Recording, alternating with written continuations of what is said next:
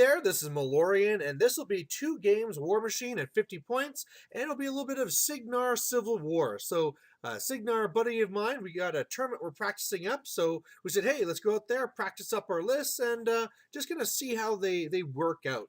Now, the scenario will be the same for both. This is the first one of 5 points. You get 1 for dominating the close zone, 1 for controlling the far zone, and then 2 for dominating the far zone. You can also get 1 for destroying the enemy objective, and that one lets your Jackson Beast charge and run for free, and as well, it has priority so that you can't dominate while you're in control range of it, which is a problem for high control range casters like Epic Haley. Now, talking about that, hey, what do you know? I'm not playing Epic Kane for once. I'm running Epic Haley, and this is my jam list, or a little bit of a mixed jam list.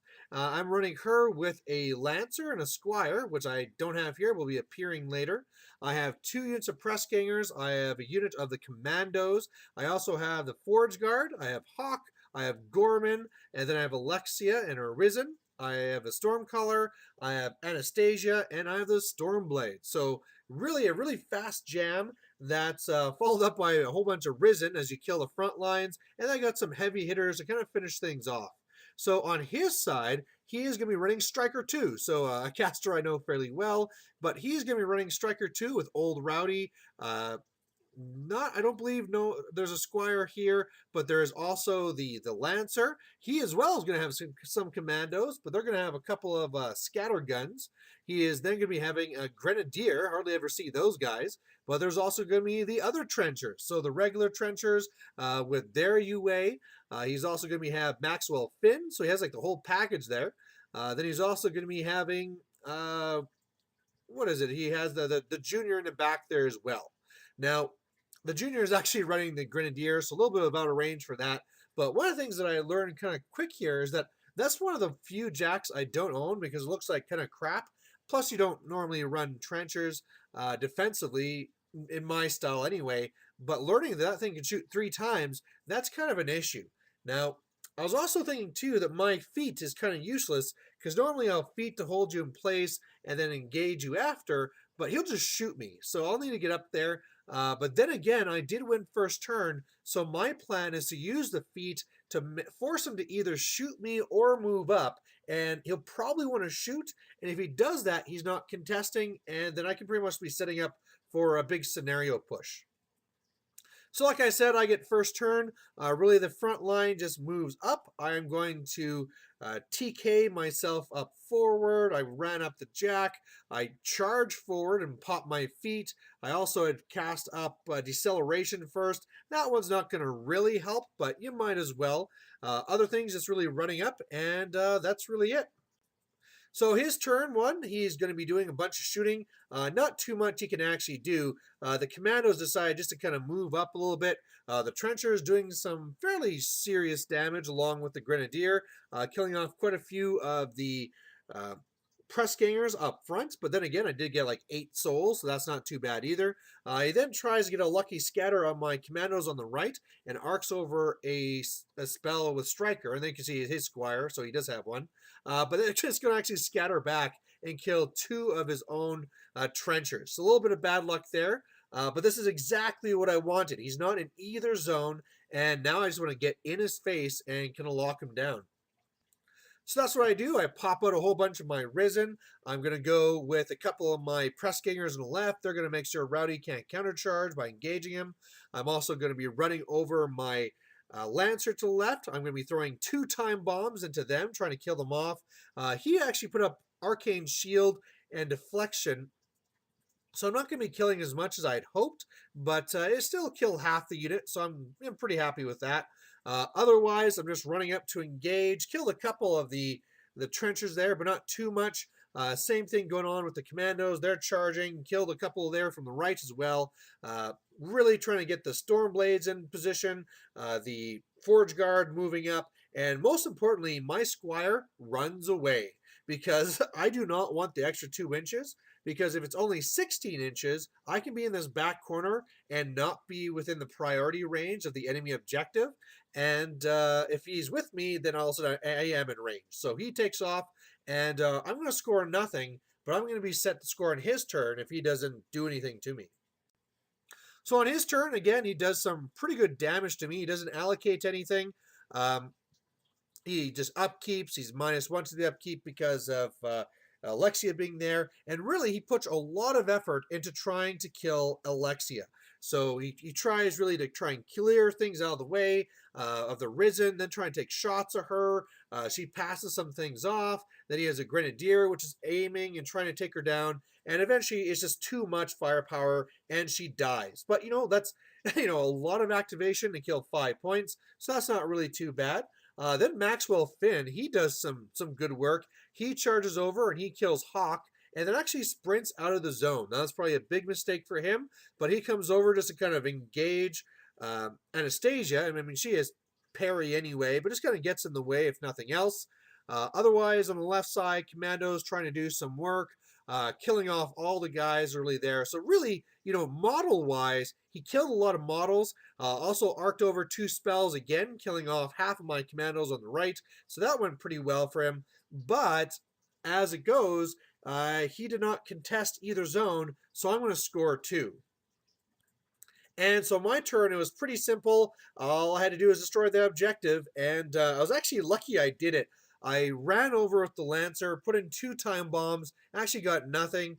Uh, Moved over, I thought, like, this will be easy, right? I'm just going to make a little hole. Anastasia's going to go up. I'm going to espionage, and then all these Forge Guard and the Storm Blades will be able to attack it.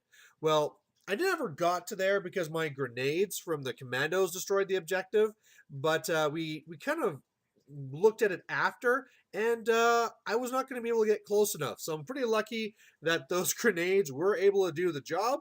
But hey, I get the win on scenario. So kind of a really quick game and kind of almost like a silly game. But hey, that's exactly what this list is designed to do. Go first, lock you out of the zones, get the win. All right, so we want to try our other list, and it's getting a little bit late, so now it's time for Kane 2, because if I can get a fast assassination, that'd be great. So for those of you who saw my last video, this is the same list. It's Kane 2, running my 2 Sentinels and a Squire. I got Epic Iris, I got the Rangers, I got the Blazers, I got the Gun Majors UA, I got Terran, I got Pendrake, I got Reinholdt, I got the Black 13th, and I got the Nis. So a whole bunch of shooting, and it's pretty deadly that way. Meanwhile, on his side, he's running Nemo 2. Now, he has a Squire, he has, oh man, what is it? 2 Hunters, a Minuteman, a Firefly, he has Thorn, he also has a Charger, and he has a Sentinel. So a whole bunch of light jacks. He also has the Tempest Solo, he has 3 of the Stormcallers, and he also has Jake's running another Hunter. Now, looking at this at first, I was like, wow, this is great. It's going to be a fast game because I'm just going to go up there and I'm going to feat and I'm going to kill Nemo. Then I realized as well that Epic Iris is massive in this one because I can just run her up and then he can't allocate anything. So even his feat, where you're allocating to your jacks, sorry, just no feat for you. So I'm really expecting this to be a fast game of assassination. So this time he gets the first turn. He's basically allocating 1 everywhere. He also has Strange Ways there in the back as well. But everything is just running on up. And wow, I mean, Nemo got really close. For a while there, I was wondering if I could just charge up and feat and kill him turn 1. But he put a few more things in the way. And I didn't want the game to end that quickly either. So, we'll be fine. Now, looking at this, I had a couple of options. First of all, I want to get rid of all those Stormcallers, because what's going to happen is that he's going to energize her up, that Firefly. It's going to run, and he's just going to triangulate and zap down whatever you want. So I don't want that to happen. So what I can do is I could go up, and I can Magic Bullet, and I can kill all 3 of them. No problem. Off they all go. But I could also be more defensive. I could hold back for a turn, wait to see if he shows himself for an assassination, and then jump in. But I figure, again, we don't want to wait. We just want to get this one going. So that's really what I do. Sorry, a bit of a blurry picture here, but the Epic Iris runs up, and so all of a sudden, all of his jacks there can't be allocated to. The Rangers go up, and they start ripping apart that Minuteman. In fact, it was too much because when I did my first shot with Magic Bullet, I killed it, and then that meant that in order to kill the second Stormcaller, I had to use the Black 13th, which had to kill a Ranger out of the way to be able to get a shot through and kill the Stormcaller there. Otherwise, I have a boosted shot onto the Firefly, which then Magic Bullets over and kills the other gun mage, or sorry, the Stormcaller. So all three Stormcallers are gone. The Minuteman is destroyed. I run the NIST into the right zone. And really, I mean, from a scenario wise, they're going to get that zone. I mean, looking what's over there, that Hunter is not going to be able to deal with all of them. But I also put Blur on myself. The Blazers are going to the left flank. The gun mage is just going to go up and try and take a few shots. All miss. But yeah, I'm I'm kind of feeling really bad for my opponents at this point here. And then he does this. So I don't know why. I don't know. Nemo 3 is janky and fun. And at first I thought he couldn't do any of those things because I had Epic Iris in his face. Well, what he did is he moved a couple of models out of the way, like the Firefly goes to the side. I believe the gun mage had to move out of the way too. And then Nemo charges in. Now Nemo boosts the charge attack, misses, buys one. It's a powerful attack, misses, buys one, another powerful attack, and this one hits, but he rolls something like 221 for damage, which luckily was enough to kill her. But man, I would have felt super sorry for him if he had failed to kill her. But that goes off. And even then, I'm like, okay, it's still not so bad. I got all the Rangers in the way. He's going to kill the Rangers. I'll go for assassination. It's going to be a good one. Well, what happens here is that he pops his feet, is able to add on to the focus all over the place. He then puts a spell onto Thorn, which lets him move up 3 inches. Then he also does Energizer, so it does another 3 inches. Before he actually did that, he did some spells to kill the Rangers that are in the way, and then Thorn just charges through and gets the kill on Kane. So I was like, wow, that was pretty crazy. Now, of course, I was a little bit disappointed in myself where really I mean, the things I could have done to make sure this was impossible is the gun mages could have just ran in the way. The Blazers could have ran in the way. I had options, but I was just, again, too cocky and thinking to myself, there's just no way he can do anything, right? I got this in the bag. This is easy. But, I got to say, this was really cool. So this was a really great way for this game to end with some Nemo 2 jank. And as well, these pieces of humble pie are just what you need before a tournament to say, you know what, buddy, you cannot be cocky. You cannot take any chances ever because just when you think you have something in the bag, they'll pull up something crazy and you'll die. So either way, thanks for watching. They were pretty fast games, but we'll have the tournament on the weekend and there'll be 4 or 5 games from that too. So see you then. Bye.